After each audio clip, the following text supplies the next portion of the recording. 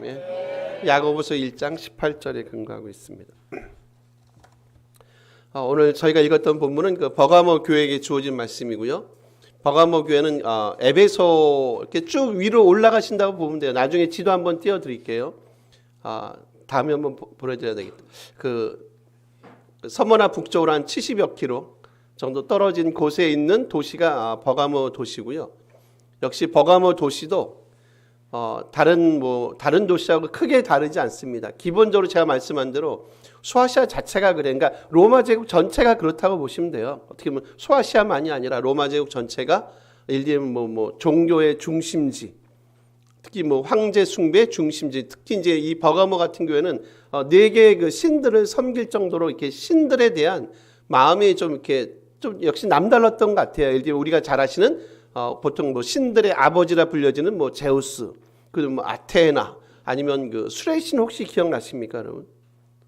수레신이 바카스는 아니고 원래 바쿠스. 그러니까 바쿠스는 이제 라틴식이고요. 헬라식으로 표현하면 디오니수스예요. 같은 거예요. 헬라식으로 말하면 디오니수스, 아니면 라틴식으로 하면 바쿠스입니다.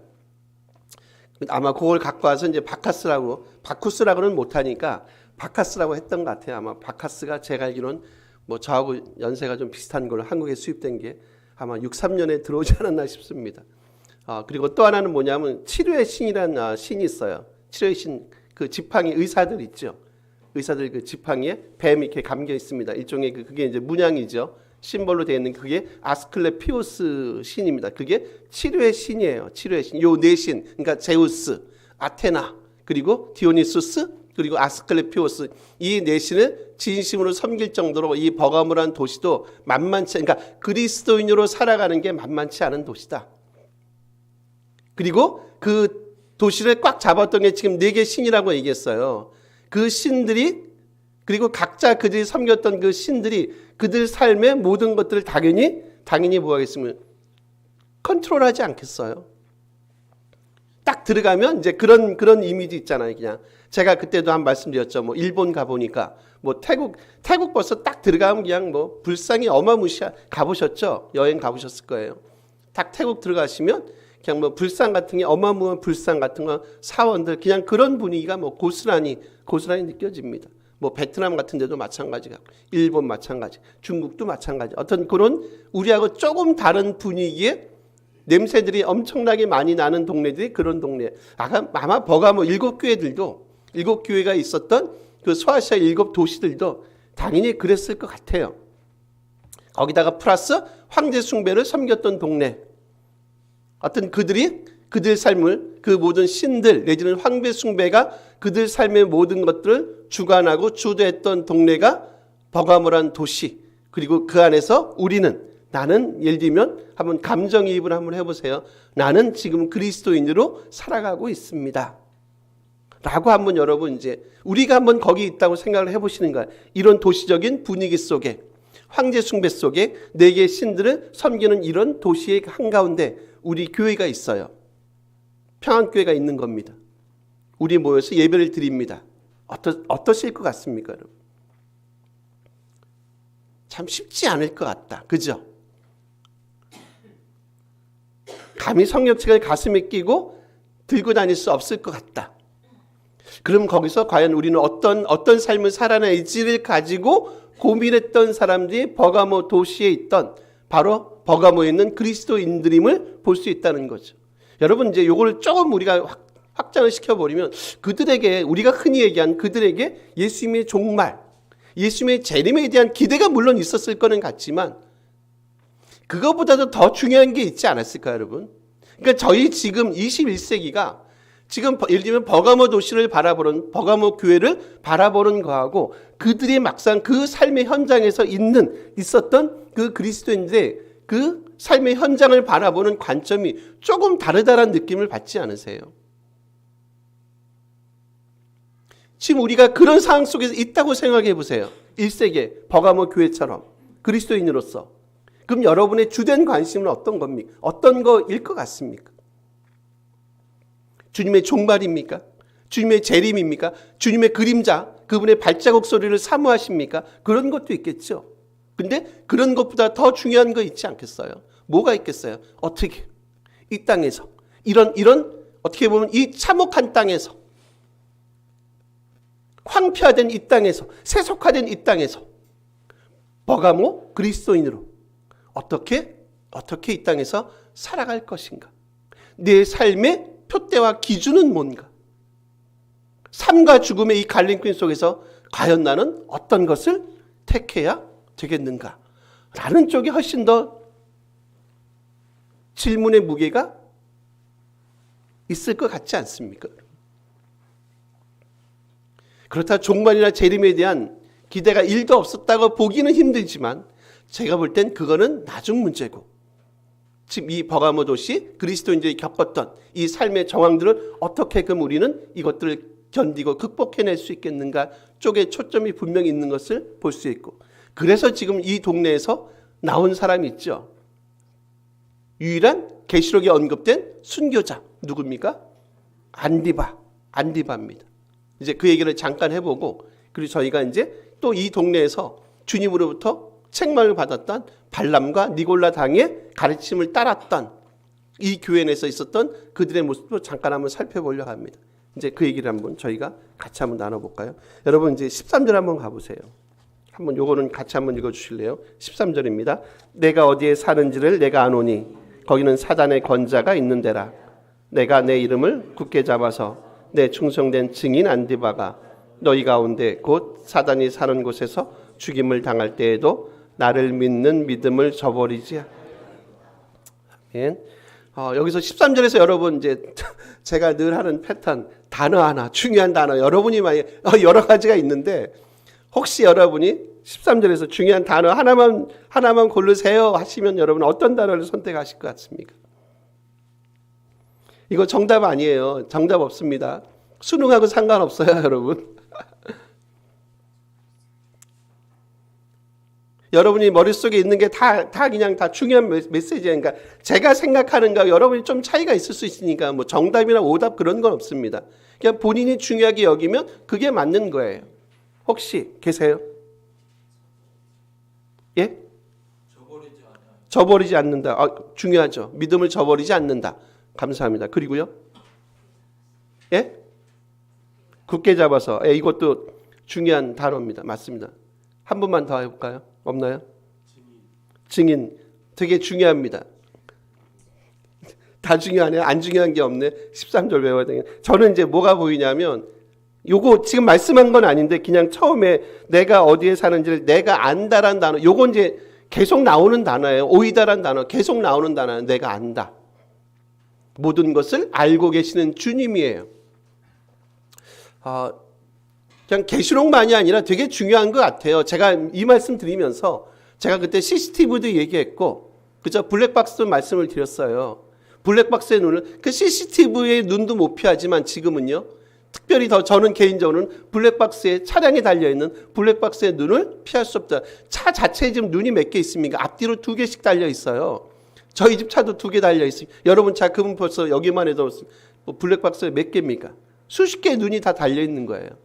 주님이 안다 얘기할 때는 지금 우리가 어떤 형편에 처해 있는지, 우리가 어떤 삶을 살아가고 있는지, 얼마나 주님 앞에 충성된 증인으로 마치 안디바처럼 충성된 증인의 삶을 살아내고 계신지, 아니면 여러분이 14절 15절 쭉 나오는 거예요. 발람처럼 아니면 니골라처럼 하나님의 공동체를 혼돈을 시키고요, 미혹하고 유혹하는 그 유혹의 꾀임에 빠져서 혹시 살아가고 있는 것은 아닌지를 주님이 뭐 하신다고요? 주님이 다 알고 계시지라는 메시지를 주세요. 근데 이제 좀 죄송한 표현이지만 우리는 별로 두렵지가 않죠. 주님이 알고 계신다라고 얘기했음에도 불구하고 우리는 별로 두렵지가 않고 두려워하지도 않습니다. 어떻게 보면 이게 그 당시의 문제일 수 있고 지금 이 시대에 살아가는 우리의 문제일 수도 있다는 거예요. 내가 다 알고 있지 라고 말씀하세요. 근데 우리는 그런 마음이 있죠. 그분이 알기나 말기나. 죄송하지만 만약에 정말 우리 안에 경건한 두려움이 있으면 우리의 모든 것들을 일거수일투족을 알고 계시는 그 주님 앞에 과연 나의 삶은, 우리의 삶은 어떨 것인가에 대한 진지한 자기 성찰은 필요한 거 아닌가라는 생각이 들어요. 여기 보시면 내가 안 오니 뒤에 보시면 거기는 사단의 권자가 있다고 얘기해요. 요게 사실상 사단의 권자로 번역은 되는데 사단의 보좌 같은 말입니다. 스로노스란 단어인데 요 단어가요. 신약 전체에서 몇 번이 쓰냐면 62번이 씁니다. 신약 전체에서 62번이 사용되고요. 계시록에서만 여러분 몇 번 쓰는지 아세요? 요것도 한번 물어볼까요? 혼자 하려니까 재미가 별로 없네요. 40번이요? 그래도 많이 근사합니다. 한 분만 더 물어볼까요? 우리 공집사님이 기도 많이 하시는 분이에요. 정확하진 않지만 47번 써요. 그러니까 62번 중에 계시록에서만 47번 사용합니다. 대부분 많이 쓰인다는 얘기예요. 여러분 보좌 권자는 뭡니까? 통치나 주권을 말하고 있잖아요. 사단의 예를 들면 보좌, 사단의 권자, 즉 그 얘기는 뭐예요? 사단이 그 땅을 아니면 사단이 어떤 사람을 통치하고 주관하는 걸 얘기하잖아요. 통치권을 얘기하고 있지 않습니까? 지금 그게 뭡니까? 사단의 권자가 있다, 보좌가 있다는 얘기 뭐예요? 이 땅은 지금 사단이 지금 어떻게 보면 꽉 잡고 있는 그런 도시일 수 있다는 거죠. 물론 이 보좌라는 단어 쓸 때는 사단에 대해서 다 쓰진 않아요. 대부분 쓰는 건 누구냐면 하나님과 주님에 대해서 씁니다. 일단 이 도시 분위기를 보여주고 싶은 거예요. 참된 통치권을 갖고 계신 분, 참된 주권을 갖고 계신 분이 누구냐는 거예요. 사단이냐는 거예요. 사단은 지금 우리가 알고 있는 그런 영적인 사단을 얘기하는 게 아니라 사실상 사단의 밑에 어떻게 보면 사단이 통치하고 있는 누구겠습니까? 제가 말씀드렸던 사람들이 생각했던 그 거짓된 신들 내지는 황제 숭배하는 것들 같은 것들을 얘기해요. 거기서 살아남는 게 쉽진 않을 거예요. 그리스도인으로. 근데 결국 그런 질문을 하게 만들죠. 결국 이 땅을 통치하는 진정한 주권자, 진정으로 보좌에 앉아 계신 분은 누군지에 대한 얘기를 질문하고 있다는 거죠. 과연 제우스가, 과연 아스클레피오스가, 과연 황제가 진정으로 이 땅을 통치하는가를 묻고 있죠. 여러분 누가 통치한다고요? 하나님 그분의 보좌, 그분이 이 땅을 통치하고 주관하시지. 어떻게 보면 이렇게 바꿀 수 있죠. 사단의 권자가 아니라 하나님의 보좌가 있는 곳입니다. 하나님이 이 땅을 통치합니다. 겉으로 보일 땐 마치 누가요? 사단이, 제우스가, 황제가 통치하고 주권적인 힘과 권력을 행사하고 있는 것처럼 보이지만 실상은 뭐라고? 그렇지 않다는, 그건 뭐에 불과하다는 겁니까? 그건 거짓에 불과하다는, 속임수에 불과하다는 얘기를 하고 있습니다. 거기서 누가 죽습니까? 충성된 증인인 안디바가 죽습니다. 여러분.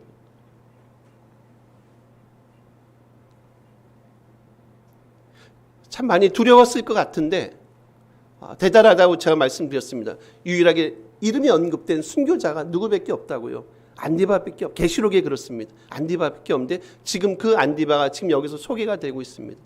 근데 여러분 지금 보세요. 내 충성된 증인 안디바잖아요. 지금 이런 문구를 많이 앞에서 보셨죠?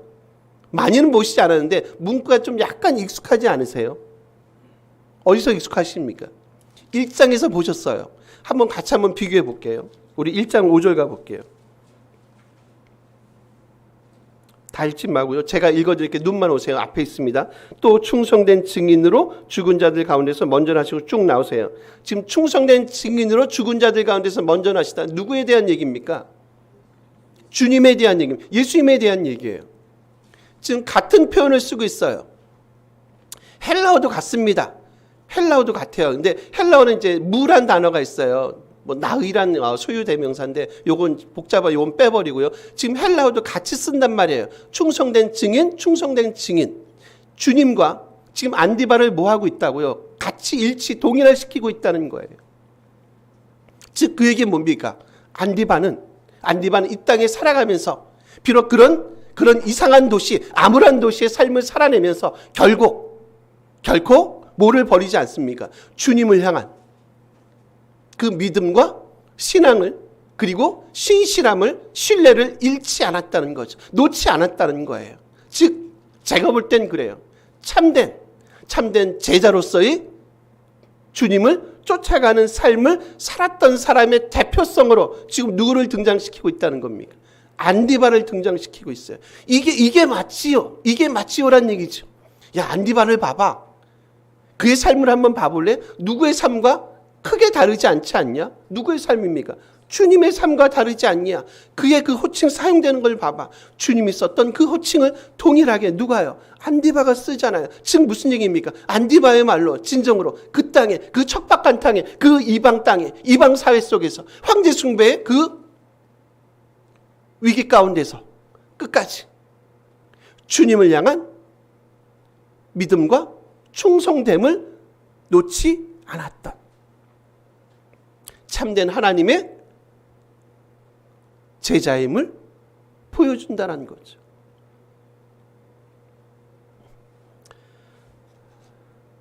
제가 그 TV 극동방송인가 보고 있는데 어떤 이제 젊은 분이 이렇게 좀 이렇게 몸이 불편하신 젊은 분이 많이 전신 이렇게 좀 휠체어에 앉아 계시더라고요.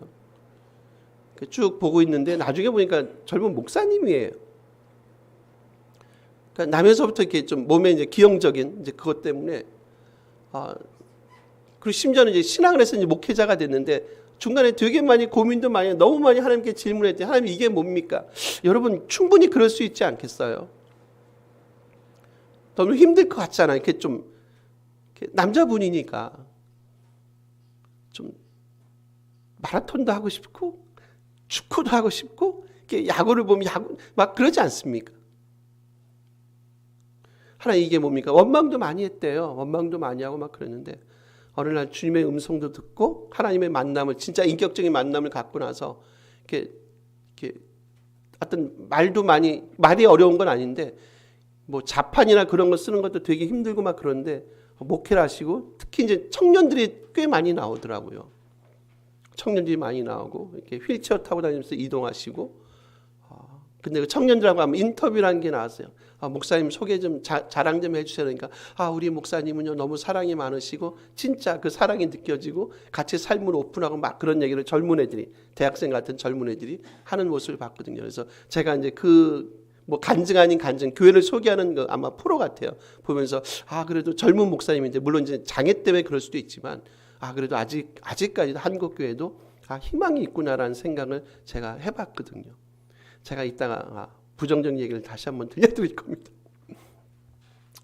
그런 거예요. 주님과의 온전한 만남을 경험했던 한 젊은 장애를 갖고 있는 젊은 목사님 고백했던 그 주님, 내 충성된 증인의 삶을 살았던 그의 삶을 통해서 뭘 볼 수 있는지 참된 제자는 어떠해야 되는지를 저희가 볼 수 있지 않나요? 마치 누구처럼요? 안디바처럼 그 이상한 동네에서 이상한 신들 가운데서 황제 숭배의 그 위기 가운데서 자기 삶의 여러 가지 불이익을 겪어야 되는 그 삶의 그 정황 속에서 끝까지 믿음을 포기하지 않았던 내 충성된 증인 안디바.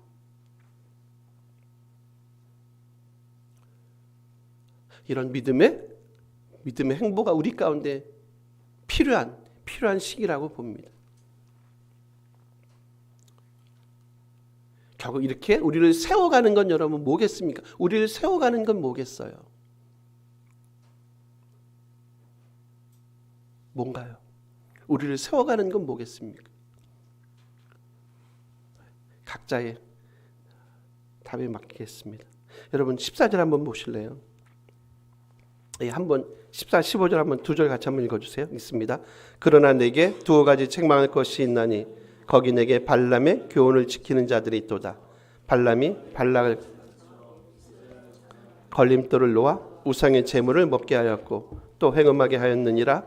이와 같이 내게도 니골라 당의 교훈을 지키는 자들이 있도다. 발람 생각하시면 돼요. 우리 민수기에 나오죠. 민수기 22장, 25장까지 쭉 나오는데 이런 거죠. 그냥 모압 여인과 행음하게 만들었던 그죠? 우상 숭배에 빠지게 만들었고 그리고 우상의 제물을 먹게 만들었던 그래서 이스라엘 백성들을 하나님 앞에 잘못된 길로 인도했던 발람, 거짓 선생과 같은 일을 했던 사람들이 지금 어디 있다는 겁니까? 지금 이 버가모 교회 안에 있다는 니골라 당도 마찬가지예요. 거짓된 가르침, 잘못된 것들. 예를 들면 이런 거예요. 제우스 신에게 예를 들면 제사를 드려 제사행위를 합니다. 그리고 음식이 나오잖아요. 그럼 그러죠. 야, 이거 괜찮아. 이거 먹어도 크게 상관없는 거지. 뭐 그거는 뭐 음식이란 게 우리 몸에 얼마나 해롭겠냐. 하나님도 이해하시지 않겠냐라는 등등의 것들로 지금 버가모 교회 안에 있는 신실한 하나님의 사람들을 미혹하는 일들을 행했던 누구요? 발람의 가르침과 같은 일들을 행했던 거짓 선생들. 그리고 니골라 당도 마찬가지. 자꾸 하나님의 백성들을 어떻게 합니까? 미혹하게 만들어요. 미혹하게 만들어서 어떻게 합니까? 자꾸 하나님으로부터, 그리고 말씀으로부터, 그리고 진리로부터 멀어지게 만드는 일을 했던 사람들이 지금 어디 안에 있다는 겁니까? 버가모 교회 안에. 안타까운 건 여전히 그들 가운데 그들의 잘못된 가르침에도 불구하고 그들 가운데 발람의 가르침과 같은 것들, 니골라 당의 가르침과 같은 것들을 지금 뭐하는? 쫓아가는 사람들이 있다는 거죠. 뭐가 필요합니까, 여러분? 뭐가 필요해요? 분별력이죠. 그 분별력은 어디서 생겨납니까? 아까 제가 말씀드렸던 거 스스로 답을 해보시라. 그 분별력은 어디서 나오세요? 어디서 나오세요? 말씀으로 나오겠죠. 그죠? 이게 말씀에 근거한 건지, 이게 한 개인의 생각인지. 그러니까 여러분, 통땡땡이나 신땡땡이 기세를 부리는 거 그런 거 아닙니까? 어머님 하나님 말이, 그게 말입니까? 뭡니까? 문땡땡 그분이 무슨 그리고 최근에 그분이 무슨 독생녀입니까? 우리가 보면 되게 웃긴데, 독생녀 한 땡땡이신데, 우리가 보면 되게 웃긴데, 그분들은 진지하잖아요. 그분을 찬양하잖아요. 그죠?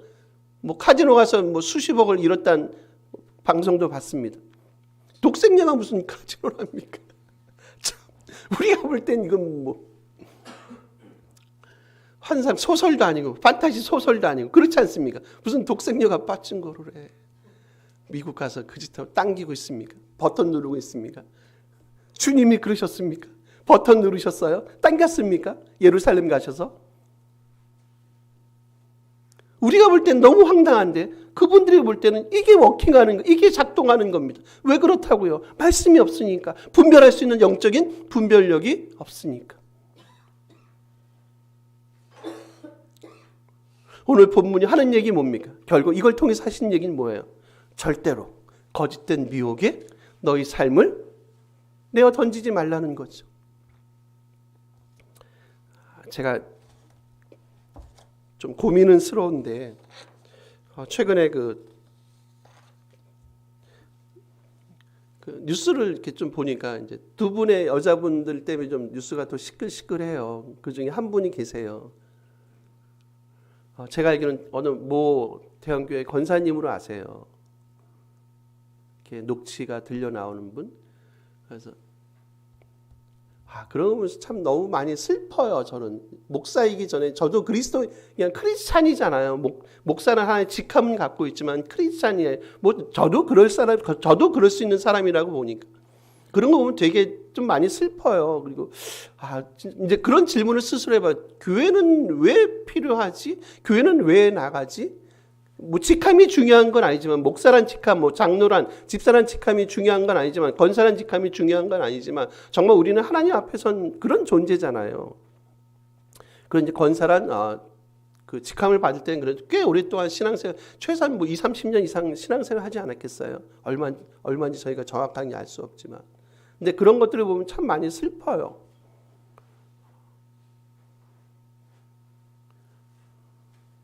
근데 그런 것들이 이제 공영방송을 통해서 이게 다 노출이 되니까, 저 교회를 다니시는데, 그러니까 이제 그런 것들 때문에 막 그래요, 여러분. 지금 이제 우리 버가모 교회를 한번 봐보세요. 그러니까 심지어 순교자가 나온 교회입니다. 순교자가 나온 교회예요. 근데 이 순교자가 나온 이 교회에 발람, 니골라당의 가르침을 여전히 쫓아가는 그런 슬픈 교회 역사가 지금 이 교회 안에 있다고 한번 보세요. 있잖아요. 그죠? 순교자가 나온, 우리 교회에서 순교자가 나왔는데, 이 순교자 나온 이 교회에서 여전히 거짓된 문땡땡, 예를 들면 뭔가 신땡땡 교회 나가는 그런 사람 거기 빠져서 우리 교회를 떠나는, 아니면 잘못된 가르침에 자기 삶을 완전히 내어 맡기는 그런 사람들이 있다고 생각, 너무 슬프지 않으세요? 뭐가 필요하다고요, 여러분? 영적인 분별력이 필요하죠. 끝날 때까지 끝난 게 아니죠, 여러분. 믿음의 긴장감이 필요합니다. 그래서 여러분, 다시 그래서 필요한 게 뭐예요? 같이 공동체가 하나가 돼서 공동체가 같이 나가고요. 그리고 말씀을 통한 끊임없는 변화의 움직임들이 우리 가운데 필요하다는 거예요.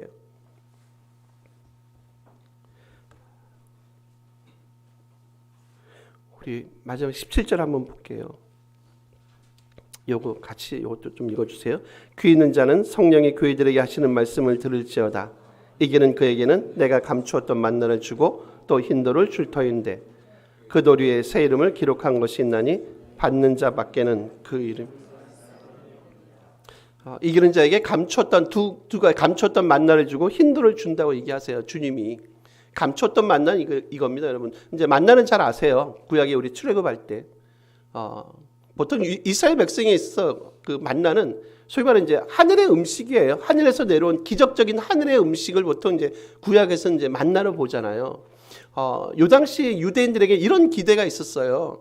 마지막 최종 종말 때 특히 이제 586년 있죠. BC 586년에 예루살렘이 멸망했죠. 그러니까 요거는 이제 유대인들 전승입니다.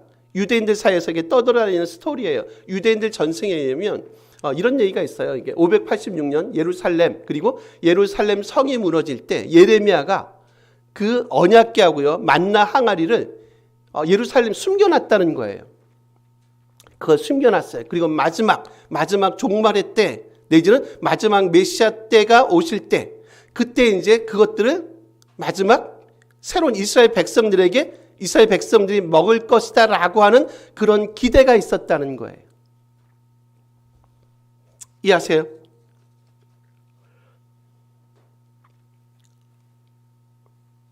다시요. 괜찮습니까? 586년 예레미야가 언약궤와 만나 안에 숨겼다. 그리고 마지막 메시아 때, 마지막 종말의 때 이제 이스라엘 백성이 그걸 다시 먹고 이제 회복된 소위 말하는 종말론적인 구원의 시대를 맞이할 겁니다라는 거예요. 그런 전승이 유대인들 가운데 있었다는 거죠. 즉 그 얘기는 뭐예요? 지금 이기는 자에게 주어지는 게 뭐라고요? 감추었던 만나가 바로 그들이 알고 있었던 그 내용. 너희가 끝까지 뭐 하시면요? 이기시면 결국 뭘 이긴다는 겁니까? 발람과 니골라당의 가르침을 따르지 않는 것. 요걸 그냥 우리식으로 다시 쉽게 표현해 볼까요? 그 세속화 그리고 소위 말하는 그 물질화에 우리 마음을 빼앗기지 않는 거죠. 세상 것에 우리 마음을 빼앗기지 않는 거예요. 거짓된 가르침을 배척하는 겁니다. 세상이 우리를 엄습해요. 지키기 힘들어요. 그럴 때마다 말씀을 부여잡고 성도로서 온전한 삶을 살아내는 것. 저희가 오면서 이제 그 방송을 듣는데 이제 음악 그 방송을 듣거든요. 애들 찬양 같은데 랩으로 불러요. 랩으로. 너는 꽃이냐? 나도 꽃. 예를 들면 그런 거예요. 너는 꽃이냐? 나도 꽃이다. 하나님도 꽃을 좋아하신다. 우리는 너무너무 좋다. 막 그런 식으로 랩을 부르는데 제가 저도 이렇게 맡긴 사람인데 이게 뭐지요? 왜 그렇게 해요? 애들 취향에 맞추는 거잖아요. 그럼 여러분 생각해보세요. 찬양의 정의를 생각해보세요. 이 정의도 다시 재정의될 필요가 있으면 그때 가서 나중에 논쟁의 여지가 있지만 찬양은 결국 누구를 위한 거라고 얘기하세요. 여호와 하나님께 경배를 드리는 거다. 근데 보세요. 너는 꽃이냐? 나도 꽃이다. 하나님은 꽃을 좋아하신다. 그분이 꽃을 만드셨다. 향기가 난다 하는데 이게 누구를 위한 찬양인지 모르겠어요. 랩으로 부르는데.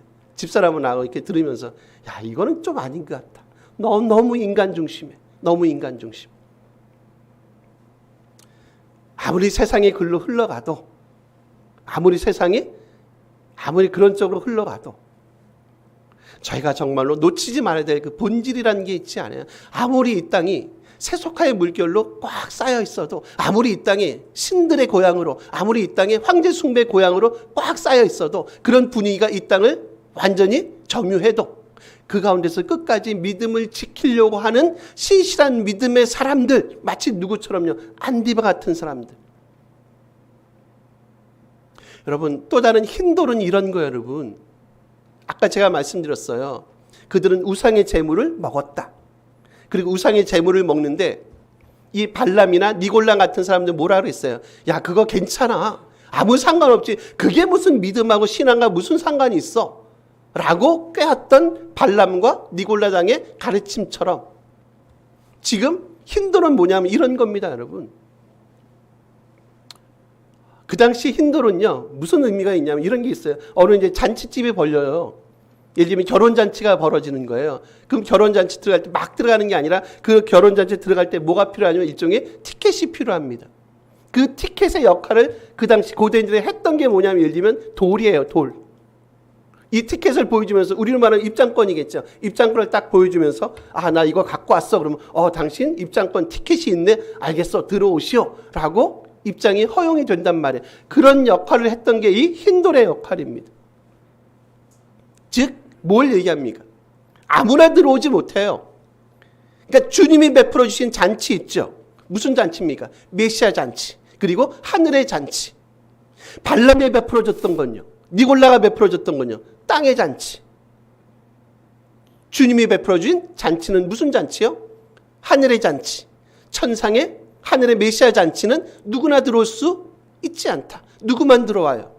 이 힌돌 입장권을 갖고 있는 사람 이 입장권을 어떻게 구하세요? 라고 질문해 보시는 거죠. 어떻게 입장권을 구할 수 있습니까? 어떻게 구합니까? 누가 입장권을 취할 수 있습니까? 누가 취합니까? 이기는 자가 끝까지 이기는 자가 어떤 자입니까? 세상에 자기 자신을 내어주지 않는 자. 세상의 권력 앞에 자신을 끝까지 지키는 자들. 세상의 물질 앞에 자신을 포기하지 않는 자들. 끝까지 믿음을 지킨 자들만이 이 티켓을 얻을 수 있는 자격을 갖게 된다는 겁니다.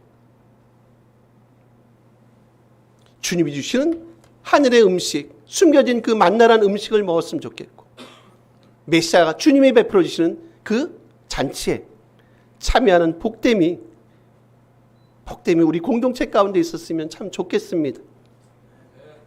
믿음의 긴장감을 가지시고요. 끊임없이 몸부림치시면서 정말로 말씀으로 영적인 분별력을 키워나가야 되는 지금 이 시대가 아닌가 그렇게 봐요. 많이 혼탁한 시대입니다. 뭐가 진리인지 뭐가 거짓인지 많이 혼탁한 시대를 저희가 사실 살아가고 있어요. 말씀만이 온전히 우리로 하여금 온전한 길로 인도하는 유일한 첫걸음임을 보시면서 오늘도 말씀 앞에 듣는 이 자신을 세워나가는 복됨이 공동체 가운데 있기를 간절히 기대하고 소원합니다.